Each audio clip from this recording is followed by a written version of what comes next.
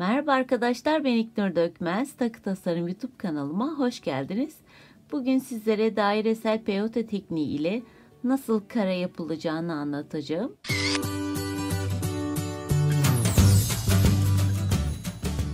Buradaki gibi veya kolumdaki bileklik gibi düşünün. Ya da böyle küçük parçalar yapabilirsiniz. Böyle minik bileklik yapabilirsiniz. Ben böyle bir kare yaptım. Buralardan makrome yapacağım. Veya buradaki gibi düşünün. Kare kare birleştirip böyle bir bileklik yaptım.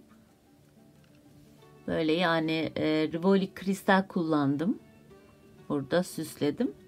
İplerini henüz kesmedim çünkü devam edeceğim. Bir sonraki bölümde de dairesel peyote tekniği ile böyle kutular oluşturabileceğiz. Yani küpler. İsterseniz bu şekilde ortasından doğal taş ya da inci girdirip küpe yapabilirsiniz. Kolyede, bileklikte kullanabilirsiniz. Bu da dairesel peyote tekniği ile yapılmış bir kare. Daha henüz bitmedi. Yarım ama size göstermek istedim yine.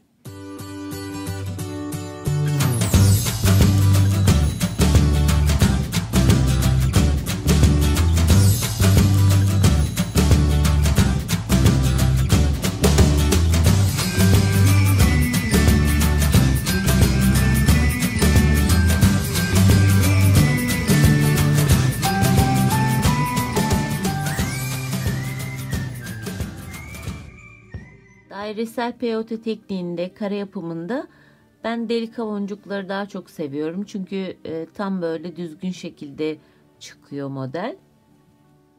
Gerekli olan malzemeler Miyuki markasının 11'e 0 delik boncuğunu kullanacağım. 2 renk kullanacağım.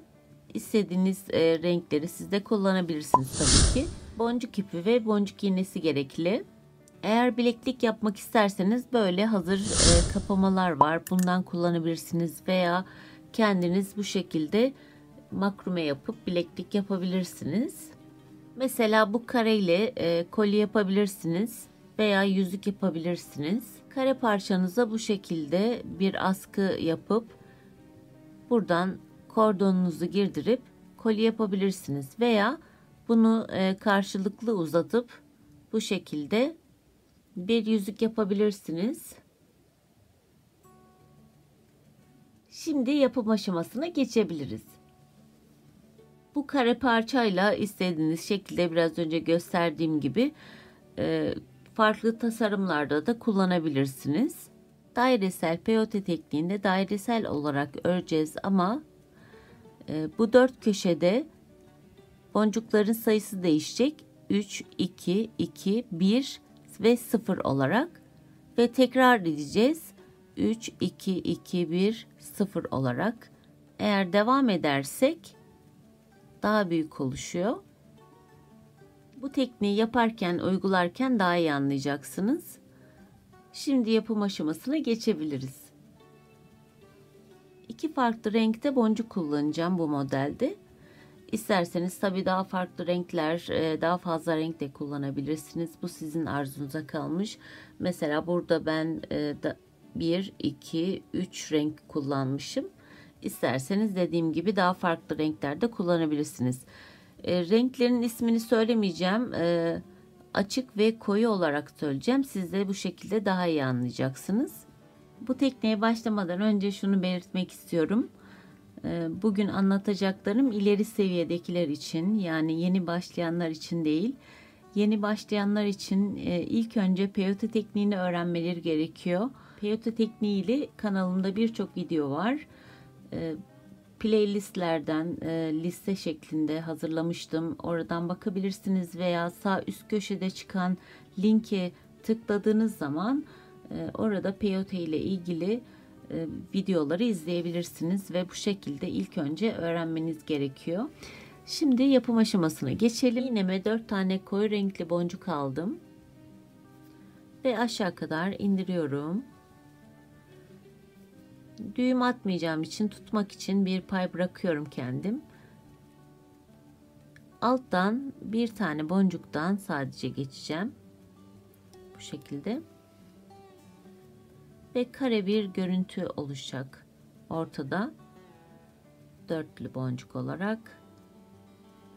Ve ortalarına da her boşluğun birer tane boncuk yerleştireceğim.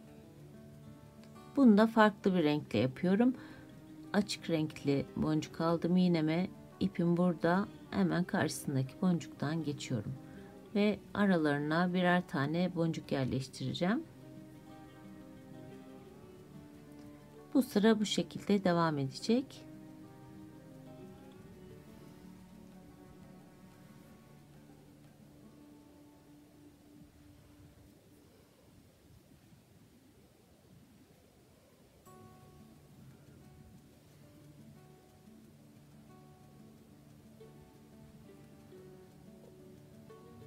Son taraftayım. Tekrar bir tane boncuk iğnemi aldım ve kahverengiden geçiyorum. Aynı zamanda turkuazdan da geçiyorum. Çünkü bir üst sıraya çıkabilmemiz için.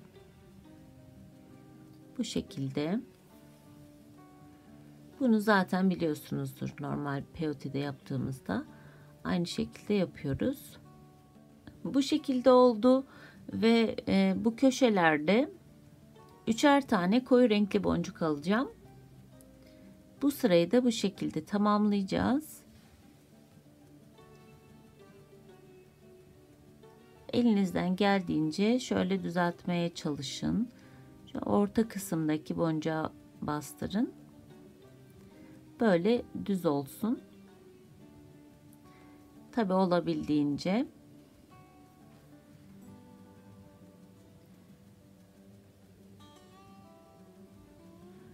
Tekrar 3 tane boncuk alıyorum ve diğer turkuazdan giriyorum.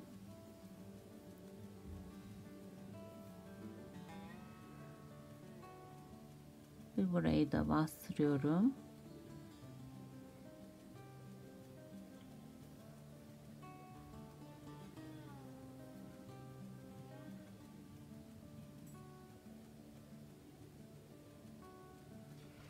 Tekrar iğneme 3 tane boncuk aldım. Diğer köşeden geçiyorum.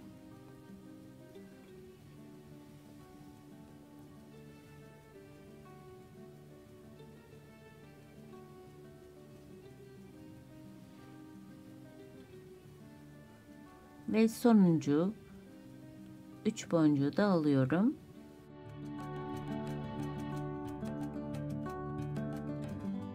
Şöyle çevireyim.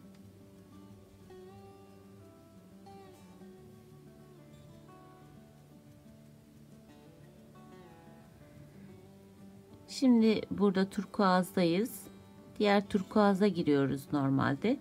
Ama bir üst sıraya çıkabilmemiz için ilk kahverengiden de, yani koyu renkli boncuktan da geçiyorum.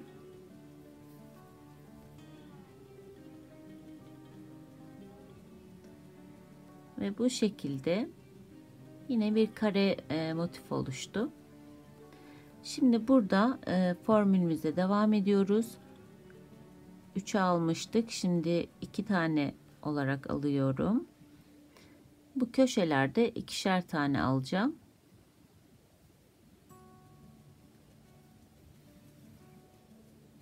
Ve ortalarda da birer tane peyote yapacağım tekrar. Açık renkli boncukla. İlk kahverengiden geçiyorum.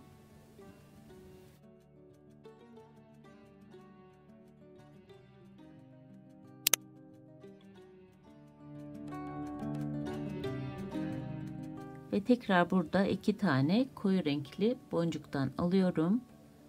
İpim burada. Bu boncuğu atlıyoruz. Ve diğerinden geçiyorum.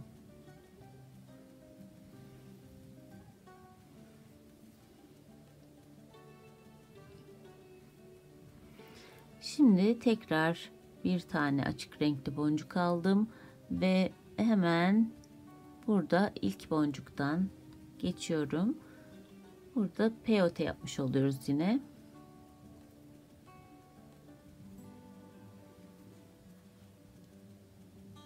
Tekrar 2 tane koyu renkli boncuk alıyorum. Bir tane boncuk atladım ve diğerinden geçtim.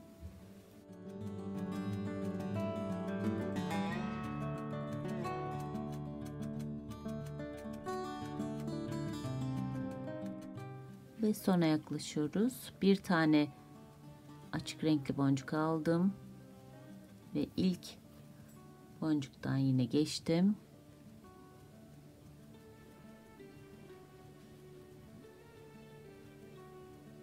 Ve buradan şimdi sonuncu köşedeyiz. 1 2 3 yaptık. Dördüncüyü yapacağız.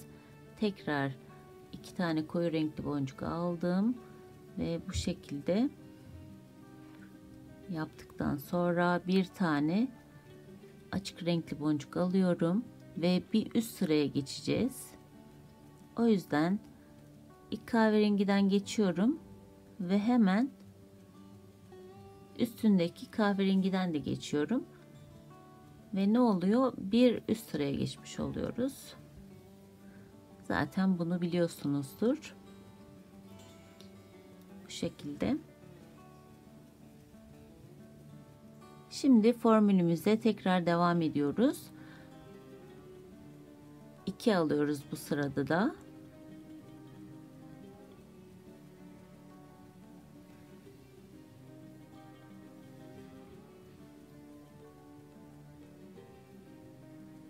Şöyle düzeltelim. Ve ortada tek boncuk alarak peyote yapıyorum.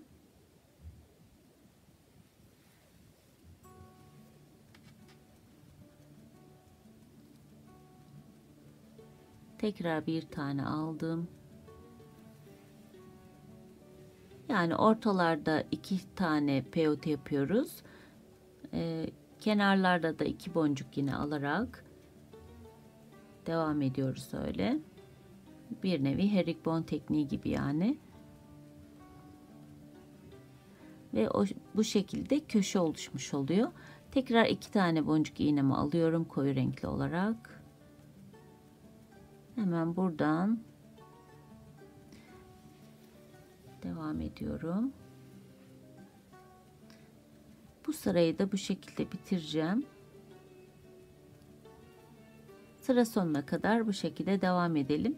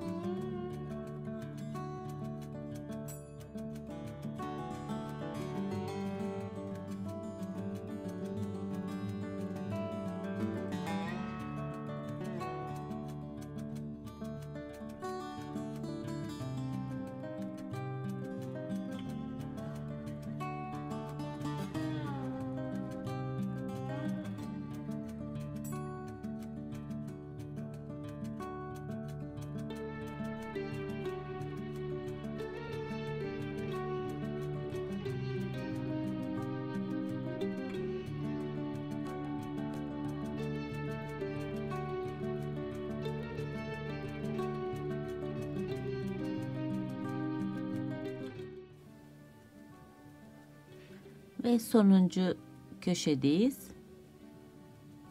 Buradan devam ediyorum yine. 2 tane koyu boncuk ekledim.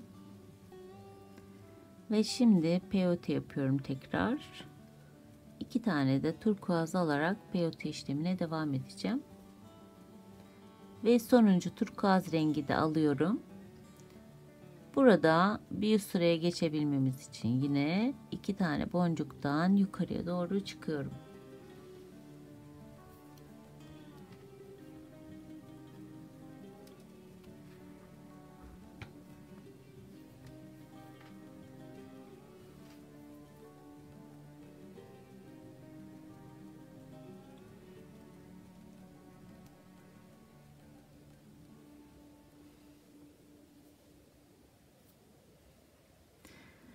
Ve gördüğünüz gibi bu şekilde bir kare oluştu. Şöyle tutayım. Ve formülümüzle devam ediyoruz. Artık köşelerde birer tane boncuk alıyoruz.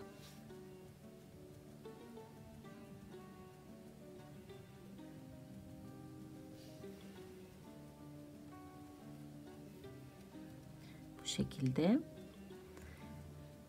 Ve şimdi ortada peyote işlemi yapacağız. Bir tane açık renkli boncuk aldım.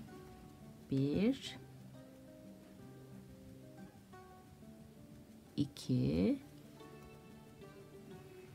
ve 3 boncuk alarak peyote işlemi yapıyoruz ortalarda. Kenarlarda bir tane boncuk ekliyoruz. Ortalarda da üçer tane peyote işlemi yapıyoruz yine. Yani bu sırada hep birer tane boncuk alarak devam edeceğiz. Ama ortalarda 3 tane turkuaz rengi, kenarlarda da birer tane koyu renkli boncukla devam edeceğiz.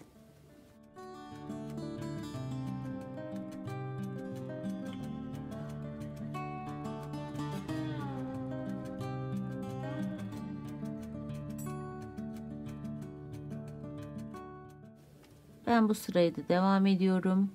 Sizler de devam edin.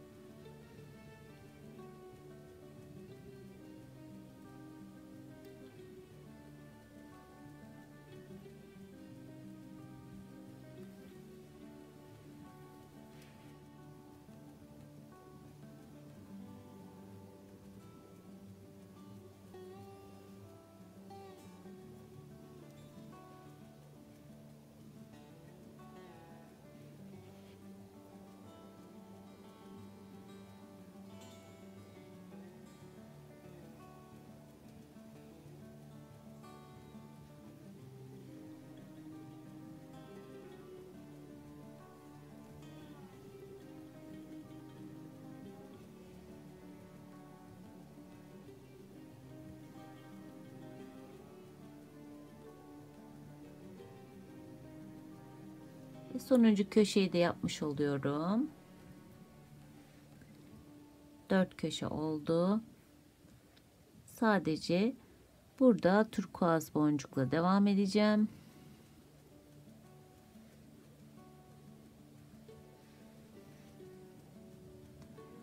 İki ve 3.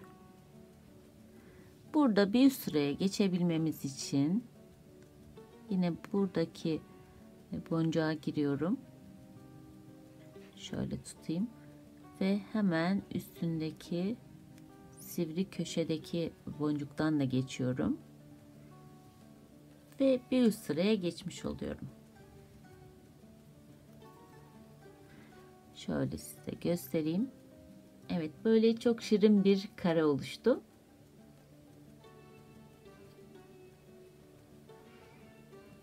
Ve şimdi bu sırada da peyote işlemi yapacağız ve köşelerde artık boncuk almayacağız. Yani ne yaptık? Burada 3, 2, 2, 1 ve şimdi de 0. Yani boncuk almayacağız köşelerde. Sadece peyote işlemi yapacağız. Ve bir tane hemen buradan açık renkli boncuk alarak devam ediyorum. 1 2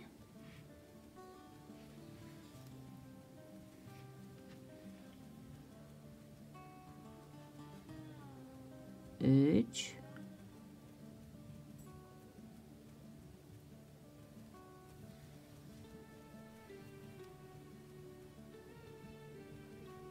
ve 4. Yani toplamda 4 tane açık renkli boncuktan aldım. Peyote işlemi yaptık burada. Şimdi aynısını burada da yapacağız. 1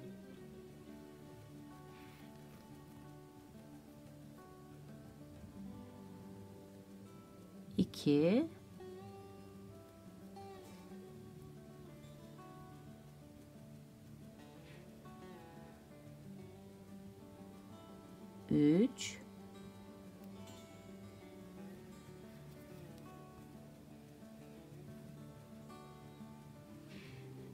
4.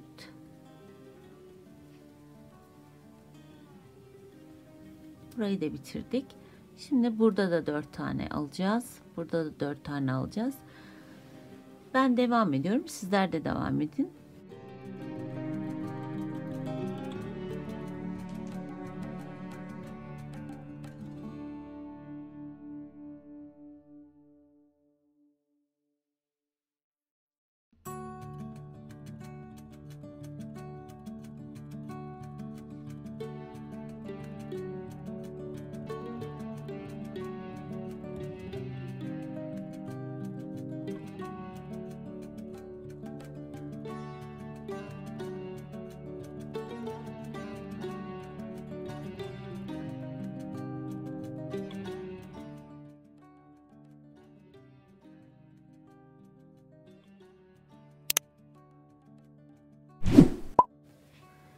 Ve son turkuaz rengi boncuğu da alıyorum.